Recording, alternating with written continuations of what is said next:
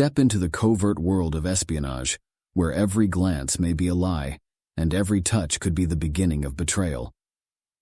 These gripping stories expose the ruthless chessboard of intelligence operations, where honeypot seductions, silent assassinations, and covert missions unfold in the shadows. In a realm where governments weaponize secrets and human weakness is the ultimate vulnerability, operatives are seduced, manipulated, and turned into pawns for the enemy. Each tale explores the personal cost of deception, the fragility of loyalty, and the blurred lines between love, power, and survival. Welcome to the world where trust is a liability, and betrayal is just another move in the game. Thank you for listening to Seduce and Extract. Operation Dead Drop. Café Imperial Prague.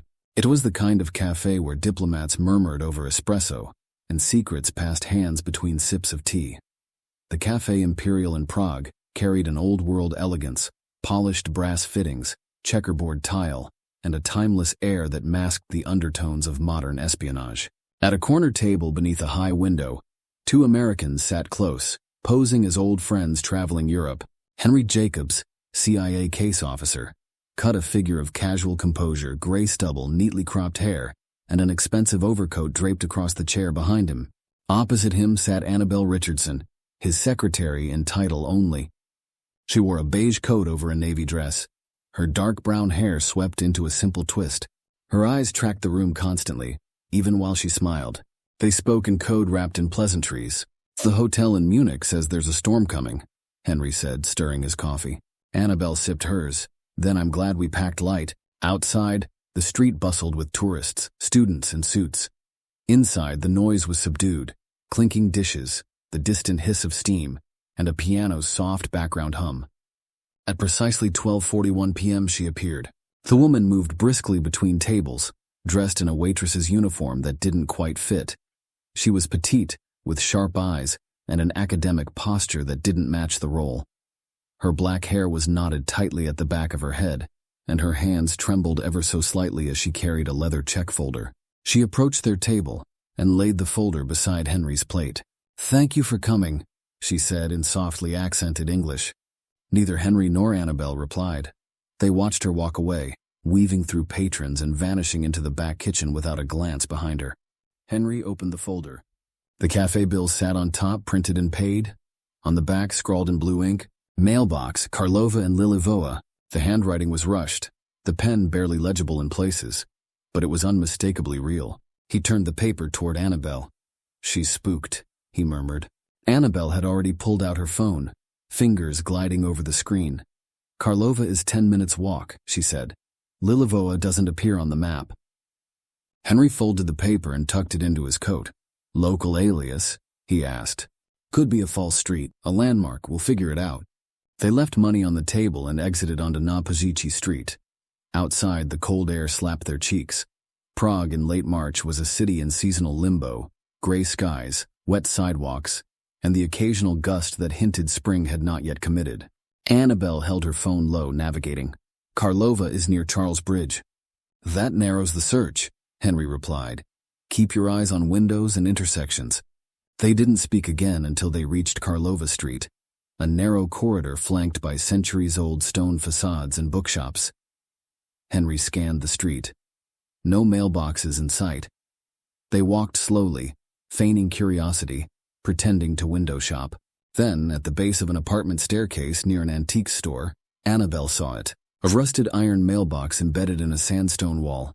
Brown, unmarked, except for a small sticker shaped like a lilac flower. "Lilivoa," she whispered. Henry nodded once. He stepped forward, shielding the box from street view with his coat. His gloved fingers slipped into the open slot and pulled out a single item. A red, sealed, unmarked envelope. They didn't linger. 5 minutes later, in the back seat of a rental sedan, Annabelle tore open the envelope as Henry drove. Inside, a flash drive wrapped in a page from Renmin Rebau the People's Daily, folded with surgical precision. The drive was stamped with a silver symbol, Tsinghua University. Annabelle stared at it, then met Henry's eyes. "Looks like our girl wants out." Henry exhaled through his nose. "And if this is real," he said, "we just stepped onto a live minefield." He pulled onto the highway and headed west. The operation had begun. Eyes in the fog, Hamburg, Germany. William Bartlett hated working under diplomatic covers. The alias was airtight, James Hewitt, technical liaison for an aerospace logistics firm, but it grated against his nature. Bartlett didn't blend in by pretending to be someone else. He became no one at all. No record, no trace. Just a shadow moving where others blinked. From a hotel suite overlooking the Speicherstadt canals, he watched the slow churn of the Elbe River through the fog. His hand cradled a satellite phone while his mind worked through what Henry Jacobs had just told him. She made contact in Prague, Henry had said. Left a dead drop with specs. You need to confirm authenticity before we burn a team pulling her out. Where is she now? Bartlett asked. Hamburg. She's moving, not staying in one place for more than a few hours, thinks she's being watched. PLA has a footprint here. What about the German BND? A pause. They're sniffing around too. Nikolai's on the ground. Bartlett's lips tightened. Walter Nikolai was no amateur. He was Germany's best, cool, measured, and frustratingly cooperative when it served his interests. Bartlett respected him, but didn't trust him. Intelligence was a game of leverage, not friendship. Laura Lin, a lead nuclear energy researcher at Tsinghua University in Beijing, specializing in advanced propulsion systems for naval applications. Brilliant, disciplined, and quietly defiant, she was instrumental in the development of a next-generation hybrid reactor designed for China's Type 041 submarines vessels, engineered to move undetected through the world's oceans. Born to a family of party loyalists, Laura climbed China's academic and scientific ranks with precision, but beneath her composed exterior was a growing disillusionment. After witnessing the militarization of her research and the suspicious death of her mentor, she made the fateful decision to defect, risking everything to stop the technology she helped create from becoming a weapon of unchecked power. I'll need full surveillance support, Bartlett said. You'll have it. Laura Lin wants out, she's asking for extraction. Bartlett turned from the window. A laptop lay open on the desk, displaying 2 still frames from CCTV footage. One of Laura Lin stepping onto a tram platform, the other of her sitting alone in a Hamburg café, eyes darting behind oversized sunglasses. He studied her features. She was nervous, yes, but precise. The kind of precision born from years in a research lab, not espionage. Her lips were always slightly parted, her fingers restless. The fear in her face was real. She's not trained for this, Bartlett muttered. No, Henry agreed over the line, which means if she's carrying the real specs, she's already marked for death. Bartlett ended the call and closed the laptop. He began assembling a surveillance kit from the Pelican case beneath the bed, encrypted comms, biometric readers, and 2 burner phones. Then he opened a false bottom in his briefcase and removed the Sig Sauer P365, already chambered. Within 30 minutes, he was out the door and walking toward Hauptbahnhof station, blending into the tide of early evening commuters. The cold air smelled like smoke and rain. German BND agent Walter Nikolai. Walter Nikolai stood beneath a stone arch at Jungfernstieg, feeding crusts of bread to pigeons, a sight far too mundane for a man whose face had never appeared in any German media outlet. A man with sharp gray eyes stepped beside him without looking his way. She's still at the café, the man said in German. Nikolai gave a slight nod. She asked for an Americano this time. That's 3 cups in less than 2 hours. She's stalling, Nikolai said. She's waiting for someone. The operative handed him a photo on matte paper. Laura Lin's most recent image from a street-level feed. He noticed something new. The fold in her coat concealed what looked like a passport bulge. Probably fake. She was planning to run. Do we move? The operative asked. No, we observe. Nikolai watched a boat cruise past on the Ulster, lights blinking in the fog. The Americans will come, let them collect the intel. We'll take it from them. You're sure she won't bolt? No, Nikolai said softly. But if she's desperate enough to contact both sides, she'll wait for the bigger promise.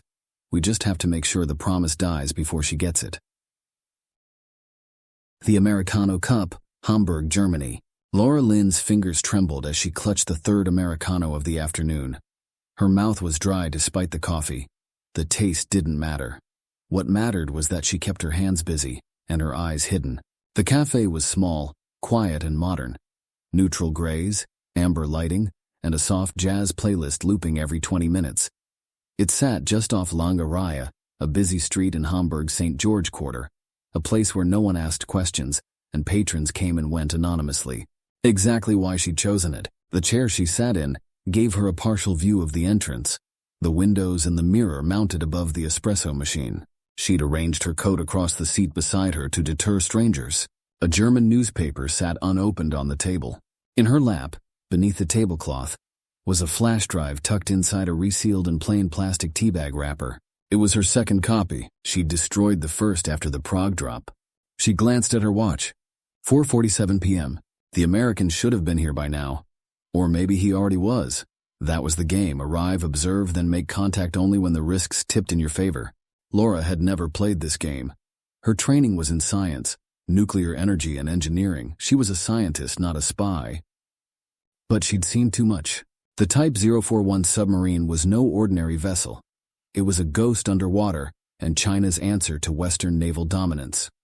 Silent, undetectable, and now, with a modular fusion hybrid reactor under development, it threatened to tip the global scales beneath the surface of the world's oceans. She helped build it, and then she saw where it was going. The Chinese Navy wasn't merely preparing for defense, they were preparing for decisive first-strike capabilities. Silent approach, deep-sea loitering, near-coast penetration. She had read between the lines of the funding reports and cross-checked with new naval construction in Hainan. It wasn't paranoia, it was ambition. She'd tried to object once. She was told to focus on her work. And then her mentor at Tsinghua, Professor Guo, died in a staged car accident. That had been her signal. Her path out had been indirect. Academic conferences in Prague, whisper networks, promises exchanged in hushed Mandarin with German intermediaries. Then she heard the name. Bartlett. The American who could get her out. She took a slow sip and tried to calm her breathing. Her eyes flicked to the window again. A man passed by, medium height, local jacket, neutral expression. Didn't look in. Another man, older, a trench coat, too deliberate. He paused, glanced inside, moved on. Laura felt her heartbeat rising. She tightened her scarf, lowered her gaze. The bell above the door rang. She didn't look up. A man walked in. Tall, clean-shaven, with the bearing of someone who could be an analyst or a schoolteacher or a killer. He ordered an espresso and took the table behind her, close enough to overhear her breathing. She recognized him. William Bartlett. She didn't turn around. Instead, she spoke aloud in English, just loud enough for him to hear. They killed Professor Guo. They said it was a tire blowout. His tires were run flat. There was silence. Then a paper napkin slid onto her table, along with a coffee stirrer shaped like a pen. Laura took both. Inside the hollow plastic of the stirrer was a microcapsule, no larger than a grain of rice. Extraction pills. Last resort. Bartlett leaned forward just slightly. We move in 2 days. Location will be in your hotel safe by midnight. Do not contact anyone else. I already did, she whispered. His pause was long. Who? I think he was German. Bartlett exhaled slowly through his nose. Then we move tonight. Just then the doorbell rang again. Bartlett stiffened. 2 men walked in. Asian. One carried a newspaper. The other wore wireframe glasses and scanned the room. Laura's blood turned to ice. Bartlett stood, deliberately brushing her coat as he moved past. He left the café without glancing back. The man with the glasses spotted her. He smiled politely, then approached. Miss Lin? He asked in Mandarin. We've been looking for you. Hamburg, Germany, later that night. Bartlett was already moving before the man in wireframe glasses finished speaking. He crossed the street at a diagonal, slipping into the shadow between a bookstore and a wine shop, drawing his burner phone as he went. Henry, he said as the line clicked open. Lynn's compromised. 2 PLA agents just entered the cafe. What's her status? Alive, engaged. One of them made contact. Extraction? Not clean, I'm rerouting. He hung up and stepped into a side alley, checking the reflective windows for tailing shadows. In the pane of a closed pharmacy, he saw a movement behind him. It was too slow for a local. Too deliberate. He cut left through a gate and emerged into the alley behind the cafe just as a black BMW sedan rolled past the side entrance. Its windows were darkened. Seconds later, the cafe door flew open. Laura was between them now, 1 man on each arm, moving fast. She wasn't struggling, not yet. She hadn't blown her cover. But Bartlett saw the stiffness in her neck. the way her heels didn't match the men's pace. She was trying not to panic. Bartlett pulled the pistol from beneath his coat and circled the alley to the passenger side of the car. The street was too open. Too many eyes. He couldn't fire here. The car door opened. The PLA agent with the glasses shoved Laura inside. The second agent circled to the driver's seat. Bartlett was already moving. He darted across the alley, slapping a GPS tracker beneath the car's bumper with a magnetic click just as the sedan began rolling forward. The tires squealed as it pulled into traffic, headlights blazing. He raised the gun but didn't fire. Not yet. Not without a target. Instead, he slipped the phone from his coat and tapped the tracking app. A green dot began pulsing on the screen, moving west. He muttered to himself, "Got you." CIA Temporary Safe House, Hamburg, 02:13 a.m. Annabelle Richardson stared at the monitor, red-eyed and silent. As the green blip moved across the map of Hamburg, Henry stood behind her, arms folded, jaw clenched. Bartlett's voice crackled in from the secure comms. "They've taken her east, possibly toward Hammerbrook." "Warehouse district," Annabelle said. "Old Soviet front company facilities, some converted." "Still active?" Bartlett asked. "Some of them," Henry answered. "They might be using a shell as a holding site." "Get me thermal imagery, I'll intercept on foot." "We can't risk engaging inside the city," Henry warned. "The BND will freak." Bartlett's voice was calm. "Then tell them to blink." Abandoned Logistics Complex, Hammerbrook, 03:12 a.m. Laura Lynn sat duct-taped to a chair in the center of a concrete room that stank of mold and motor oil. A single bulb swayed above her head. Her face was bruised. A trickle of blood ran from the corner of her lip. She tasted metal, iron. She was tasting her own blood. Agent with the glasses crouched in front of Laura, holding a USB drive between two gloved fingers. "This," he said in Mandarin, "is worth your life. Maybe your family's, maybe more." She stared at him through the blur of one swelling eye. "I don't have family," she rasped. "Then maybe I'll give you one just to take them away." He stood, tossing the drive onto a plastic table across the room. "Your extraction is canceled. The Americans won't come. They never do." The door opened. A third agent entered, taller, broader, face shrouded beneath a scarf. He carried a silenced pistol. Laura's breath caught. So this was it. The final act. She closed her eyes. Then a noise, sharp, metallic, a thud. Then a groan, a choking gasp. She opened her eyes in time to see Agent with the glasses collapse, blood streaming from his neck. The lights flickered. The tall agent turned, only to have Bartlett crash into him from behind, driving a knee into the man's spine and slamming his face into the table. The silenced pistol skittered across the floor. The second man lunged, pulling a blade, but Bartlett spun, twisting the attacker's arm and slamming it into the chair. Bone cracked. Laura watched, stunned, as the second agent dropped. Bartlett stepped over the bodies and knelt beside her. "You're late," she whispered. He smiled tightly. "Traffic." He sliced the tape with a boot knife and helped her up. "I have the second drive," she said, holding out the teabag wrapper from her coat. "You'll need both to authenticate the files." "Got it." Bartlett wrapped his arm around her shoulder. "Let's get you out of here." No Sanctuary, B&D Safe House, Munich.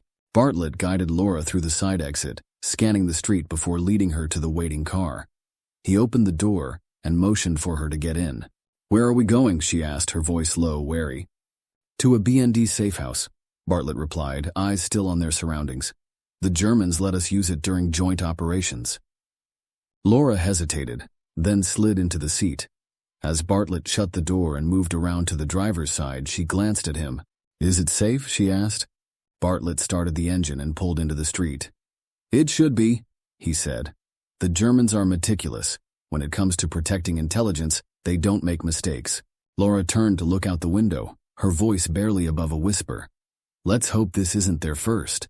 Bartlett's sedan tore through the damp streets of Hamburg, its tires hissing on the rain-slick asphalt as Bartlett pushed the car hard through a red light.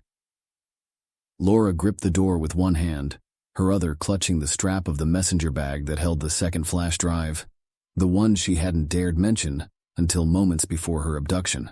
The city blurred past them, neon signs flickering, shuttered cafes, the dark silhouettes of delivery trucks weaving through industrial districts. Bartlett didn't speak. His eyes stayed locked on the rearview mirror. "We're being followed, aren't we?" Laura asked quietly.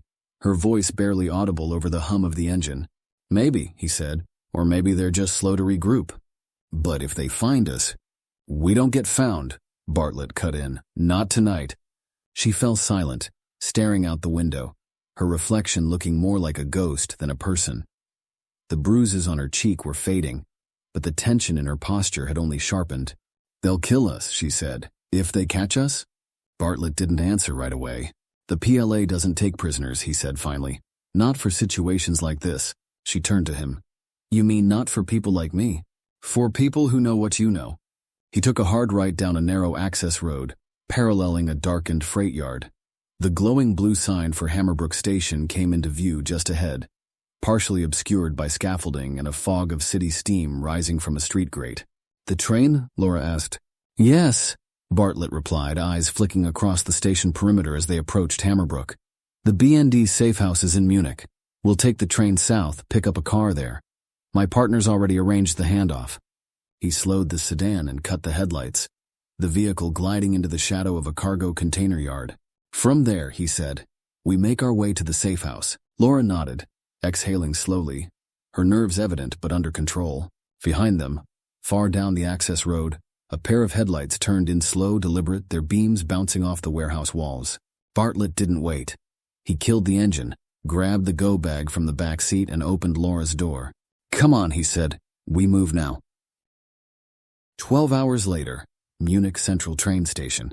The train hissed to a halt as the morning light spilled across the platform. Bartlett and Laura disembarked without speaking, blending in with the sleepy travelers and business commuters flowing through the Hauptbahnhof. Bartlett carried a satchel slung casually over his shoulder. Laura kept her hood up, sunglasses on despite the dim station light. Her steps were quicker now, urgency in her gait. They moved up the escalators to street level. The air was cool and dry Bavarian spring crispness, cutting through the hum of traffic and murmured conversation. "Where are they meeting us?" Laura asked, her voice tinged with unease. "We always pick up in front of the Royal Bavarian," Bartlett said. "Look for a black four-door Mercedes. There will be a sign on top that says, 'Safe Ride' in German." The black Mercedes rolled through a quiet neighborhood just south of Munich city center. Tree-lined streets, clean sidewalks, and modest three-story buildings with red tile roofs. It was the kind of neighborhood built to be forgotten, respectable, middle income, and utterly unremarkable. Exactly what the Bundesnachrichtendienst preferred for a safe house. The car pulled up to a cream-colored building with ivy creeping along one side. Curtains were drawn tight on all the windows. A second-floor balcony faced the street, empty except for a wooden chair that hadn't been used in years. Bartlett opened the door and stepped out first. He looked both ways, hands relaxed but ready. No sign of watchers. He moved around to Laura's side. "Come on, we're good." Laura followed him up the walk and into the building through a side door with no number, just a heavy-duty deadbolt and a biometric keypad hidden behind a light fixture. Inside, the air was cool and still, clean but sterile. The foyer opened into a furnished flat living room, kitchenette, hallway to 2 small bedrooms and a bathroom. Everything was neutral. Beige walls, black leather furniture, and frosted glass lamps. The kind of place that looked like it had never been lived in, because it hadn't. Laura looked around cautiously, clutching her messenger bag tighter. "This is nice," she said hesitantly. "It's forgettable," Bartlett replied. "That's better than nice." He led her to the smaller bedroom. "You can sleep in here, closet and drawers are empty. Bathrooms across the hall." She stepped inside, then turned. "You're not staying. I'll be in the next room, but I've got to check in with the field office tonight. Confirm we made it here without a tail." Her face fell slightly. "How long will you be gone?" "Just an hour or 2, he said. "It's not far. I'll use a secured line, keep it short, you'll be safe here." Laura glanced at the windows. "You sure about that?" Bartlett gave a half smile. "The BND built this place. No one gets in or out without tripping 6 silent alarms." She nodded, but the tension in her shoulders didn't fade. She walked to the window and peeked through the blinds. "I don't like being alone," she said softly. Bartlett stepped to the doorway. "Lock the door behind me, arm the panel, here's the code." She nodded again. "Okay. If anything feels off anything, you hit the panic button. That'll bring both BND and backup from our end." Laura turned, arms folded across her chest. "Will you come back?"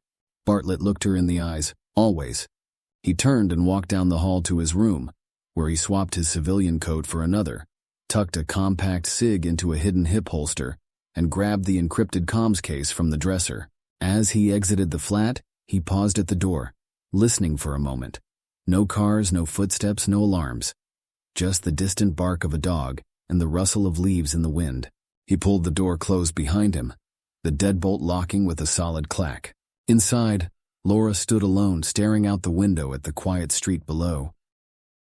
BND interrogation? BND field office, Munich. The room was white, impersonal and sterile. No clocks, no windows. Just a stainless steel table, 2 chairs, and a humming air vent above a double-locked door. It was built for debriefings and interrogations of allies or enemies, depending on who held the leverage. William Bartlett sat with his arms folded, leaning back, one boot tapping softly under the table. Across from him, Walter Nikolai stood with both hands resting flat on a leather folder. "You intercepted her extraction without notifying us," Nikolai said. His English was flawless but clipped. "On our soil." Bartlett didn't blink. "She was already in PLA custody. Your men were 10 minutes too late." Nikolai exhaled through his nose. "We knew she was being followed. We were observing." "Maybe," Bartlett said, his voice cold. "But did you know where she was being held? Where they were torturing her?" Walter Nikolai's jaw clenched, his expression hardening. "This isn't Langley, Bartlett. We don't kick down doors in the middle of Hamburg and turn the city into a war zone." Bartlett leaned across the table, his tone sharpened by fury barely contained. "Laura Lynn is a major asset. Not just to us. To you.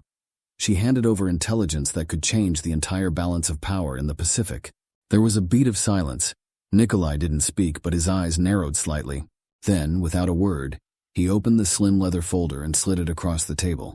Inside were 2 grainy satellite images, time-stamped less than 4 hours earlier. They showed a dark SUV pulled into a rest stop south of Hanover. 3 figures exited, 2 men, 1 woman. The image resolution was poor, but the silhouette of the woman was unmistakable. "Laura Lynn." Bartlett's fingers tightened around the folder. "She's alive," he said, flipping to the second image. Nikolai remained still. "We're not certain. Could be a decoy, could be pre-recorded footage dropped into the feed. The PLA has spoofed satellite EXIF data before." Bartlett shook his head. "No, that's her. She was at your safe house 12 hours ago." He tossed the folder back across the table. "Your safe house was compromised," he said flatly. "No signs of forced entry. The security system was shut down from inside the network. I instructed her personally, if she felt threatened, she was to activate the panic trigger. She didn't." Nikolai's expression hardened. "Which means someone told them where she was. Someone who knew she was there." He leaned forward. "That wasn't a breach, that was a leak." There was another pause. Nikolai looked down, then up again. His voice was cold, clipped. "We will keep looking." Bartlett stood. "You'd better." English Garden Park, Munich, 3 days after Laura vanished. Bartlett stood motionless, staring into Laura's vacant eyes as she sat slumped on the park bench beneath the willow tree. Her head tilted slightly, as if she'd simply dozed off watching the water.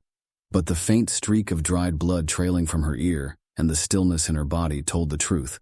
A single bullet back of the head, clean, professional. Silent. She hadn't even had time to scream. His chest tightened. The wind off the lake ruffled her hair gently, moving it as if she were still breathing. Behind him, footsteps crunched against the gravel. A German Polizei officer came to a stop a few feet to Bartlett's left. He kept his voice low, respectful. "A jogger found her body just after sunrise," the officer said in English. "No ID, no phone, no signs of struggle. We've secured the area." Bartlett didn't respond. His eyes remained locked on Laura's face. He saw everything in her expression. The fear, the courage, the moment she realized no one was coming fast enough. His hands curled into fists at his sides. His vision blurred, moisture collecting at the corners of his eyes. He didn't blink. The officer shifted awkwardly. "Is she someone you knew?" Bartlett swallowed, jaw clenched tight. "Yes," he said, his voice hoarse. "She was trying to help us." He didn't elaborate, because no one else would understand, because her name would never be spoken aloud in any official report, because even heroes die in silence. Langley, CIA headquarters. Vault room echo debrief. The flash drive sat inside a secure case on the steel table. Henry Jacobs, flanked by 2 cyberops agents, watched as lines of encrypted code were decrypted, parsed, and reconstructed. Schematics of the nuclear propulsion unit emerged across 3 screens, layer by layer, system by system. "This is it," one analyst whispered. The second analyst zoomed in on a subsystem diagram. "No internal thermal balancing," she muttered. "They're compensating with external pressure modulation instead." Henry stared. "That's their weakness," he said. "It can be spoofed with a signal decoy." A pause. "Meaning?" "Meaning if we upload the right signature during deep-sea movement?" "They stall," Henry finished. "Or worse." Bartlett sat in the back, arms crossed. He hadn't spoken in 20 minutes. When the room emptied, Henry walked over. "She gave us what we needed." Bartlett's expression didn't change, and paid for it. "If only we could assign her a star on the memorial wall." Bartlett looked up. "Don't bother. No one will know who she was." Henry hesitated, then nodded and walked out. Bartlett remained, eyes locked on the schematic of the engine that could change the face of modern warfare, and the woman who died to expose it. The bench on Schwabinger Back Lake, 6 weeks after debrief. The willows were in bloom throughout the English Garden Park in Munich. Their long, verdant arms swayed softly in the breeze, casting slow-moving shadows across the walking path beside the Schwabinger Back Lake. The morning was cold, the kind of stillness that follows a storm no one else saw. William Bartlett stood a few feet from the bench. It had been cleaned. No tape, no blood, no signs of violence. The German Polizei had scrubbed it down within hours, leaving only a faint discoloration on the rear slats, barely visible to the untrained eye. But Bartlett noticed. He always noticed. He approached and sat, resting his gloved hands on his thighs. For a long time he didn't move, just listened to the wind and the distant sounds of the city coming to life. Bicycle tires crunching gravel, a church bell chiming the hour, a dog barking on the far end of the park. Then he reached into his coat pocket and drew out a folded piece of paper. It was Laura's handwriting, the note from the café in Prague. He'd kept it even after the operation, even after the autopsy confirmed what they all feared. Mailbox, Karlova and Lilivoa. Bartlett unfolded the paper slowly, smoothing it on his knee. Then he took a small pressed lilac flower from the inside of his wallet and laid it gently in the center. A memorial no one would ever see. Not in Langley, not in Washington, not even in Beijing. Just here, where it ended. "You were brave," he whispered. "Braver than most." He remained seated for several minutes, unmoving. When he finally stood, he placed the flower and the paper beneath the edge of the bench, weighted down with a small stone. It would blow away eventually. All things did, but for now it stayed. 12 Horsemen. War is Coming, by author Eric C. M. Greer, is now out. Go to Greer Publishing at greerpublishing.com to get your copy by Christmas. Here is a look into 12 Horsemen. For fans of the third option and the Omega Code, this is your next adrenaline-fueled obsession. 6 centuries ago, a prophecy foretold the fall of America. After a terrorist attack, Americans began to rebel. As the country begins to spiral out of control, America's president invites foreign troops onto U.S. soil to quell the chaos. Weapons are seized, freedoms vanish, chaos reigns. 2 governors, Richard Williams and Frederick Sinclair, are more than politicians. They are Knights Templar, descendants of an ancient brotherhood. 2 warriors, 1 sacred mission. They raise an army of knights to stop a tyrant, defy global powers, or lose America forever. This isn't just another Civil War thriller. 12 Horsemen is a prophecy-driven epic where faith meets firepower. Lose yourself in a saga of secret oaths, divine visions, and modern-day rebellion. Limited first editions available. Their oaths were sworn in secret, Their mission spans centuries, and the final battle has begun. Claim your copy of 12 Horsemen today.